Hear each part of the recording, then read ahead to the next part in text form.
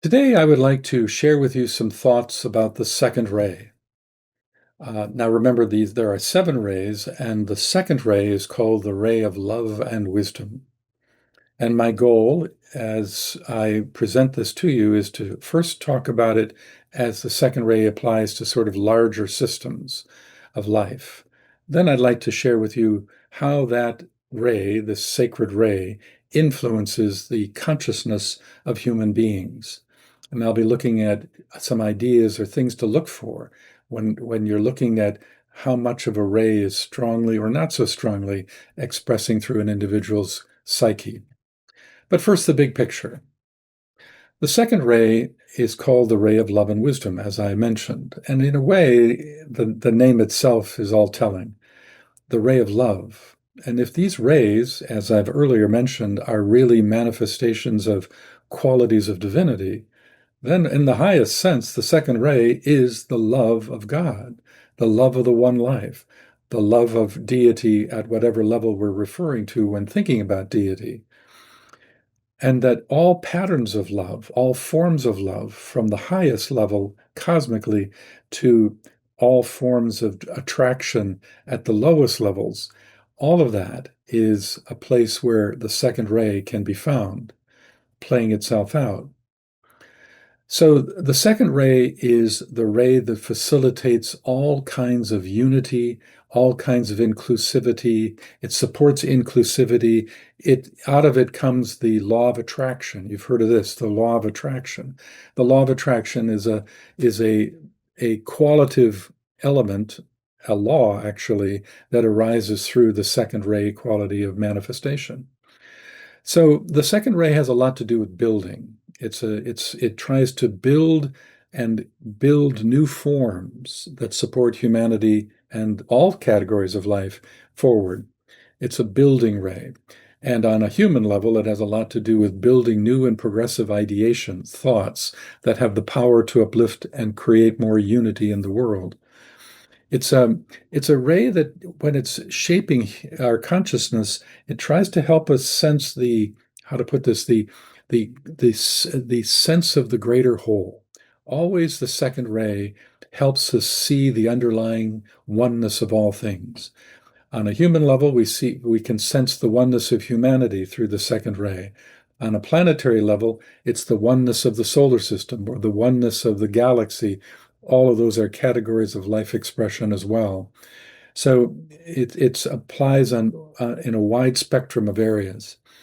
In our solar system itself, it is said that our solar system, which is called the solar logos, which is a deity, an entity, a living, could be certainly called God for us, that our solar logos, its soul nature happens to be a second ray soul. On a cosmic scale, our solar system is a great solar system of cosmic love. Now, um, so when people say God is love, they're actually onto something because our local God, which would be the solar logos, is a great cosmic second ray entity.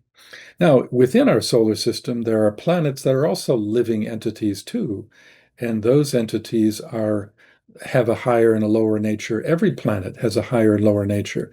Indeed, there are a couple of planets that are very related to this. The Earth itself is said to have a second ray soul, a second ray soul. The planet Jupiter has a second ray soul, and we're given to understand that the planet Venus, it has a second ray personality. Venus's lower nature is second ray. So we see these rays playing out cosmically and zodiacally. And that's why in esoteric astrology, always esoteric astrology is trying to interpret charts with a consideration of the rays that are playing out within planets, not just the planet itself, but what are the underlying rays animating that planet. So again, the key is the Earth is second ray as a soul, Jupiter is, and Venus has a second ray personality. Now, the color of this ray is often associated with this color here of it's indigo blue. And so in many ways, people that if you ever want to explore what your own ray nature is, utilizing color in your imagination or in your meditative process that has a lot of indigo in it can be helpful, can be helpful. Now, when we think about it in the kind of sense of, how to put this, sense of nations, the United States has a second-ray soul, interestingly. It has a sixth-ray personality, but it has a second-ray soul. All countries are entities. All countries have a soul ray animating them and a personality ray animating them. Uh, Great Britain is also a second ray soul, though it has a first ray personality.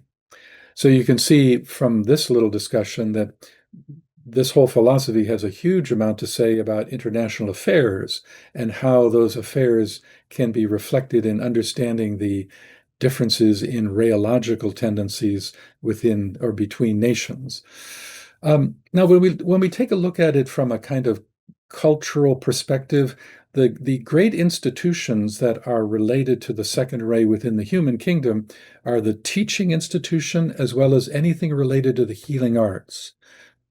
When I say teaching, I mean the urge to learn and the urge to teach within a society. That is always a second ray manifestation. People with a lot of second ray in them are more likely to be teachers or have natural teaching abilities. On the other hand, some second ray emphasis is actually applied to the healing arts. So it's usually associated with both teaching and healing, although technically people that are on the path who have a lot of second ray going through them or animating their consciousness, those are people that are often found doing some sort of work in the world that is related to the helping profession somehow. Now, let's talk about more specifically about people and how would we recognize what are the characteristics of consciousness that seem to arise through this? Well, not surprising if it's called the ray of love and wisdom. It's not surprising that we would have a person that is second ray, has a lot of second ray in them, to be very loving and also very wise, loving wisdom. Often second-rate people are very sensitive to where there's suffering. They have a strong response, empathetic response to human need, sympathetic response, and are very, very compassionate in their relationship to other people. And indeed, the second ray is the animating force for all of our heart chakras. The heart chakra is essentially a second ray agency. Second-rate people are often very good teachers, like I said before. They are very good at creating illumination to others. Usually the second ray promotes patience, greater patience with others, a greater sense of tolerance toward differences in others. And second ray people are very inclusive. They have an inclusive point of view. But their sensitivity to the needs of others are really quite strong, is really very strong. Now, having said all of that, there's some weaknesses associated with it too, the so-called glamours of the second ray. And remember, these glamours arise from just the impurities within our lower nature. It's not the ray itself that's distorted, but it's the effect of a ray as it works through a impure instrument. So the second ray challenges, very common ones, are things like oversensitivity. So a second-rate person a little bit more likely to be emotionally oversensitive to various things in life. Oftentimes, they're more prone to things like fearfulness, cautiousness, always feeling like they're not quite ready to do what they feel called to do. Often, a second-rate person will also be more challenged by self-doubt or challenges around self-esteem. These are typical distorting glamours. And by the way, sometimes really studying the glamours of the rays and understanding them can help you understand what your own ray is. It's interesting but true to say that sometimes you get a better sense of what are the strong rays within you, more from their distortions than from their purity. Nonetheless, the second ray is incredibly important today because so much of the world is moving toward needing a new understanding of things and creating more unity. We certainly could use that. So, friends, I hope you got some insight now into the second ray, and we will proceed with the remaining rays as well. Thanks for listening.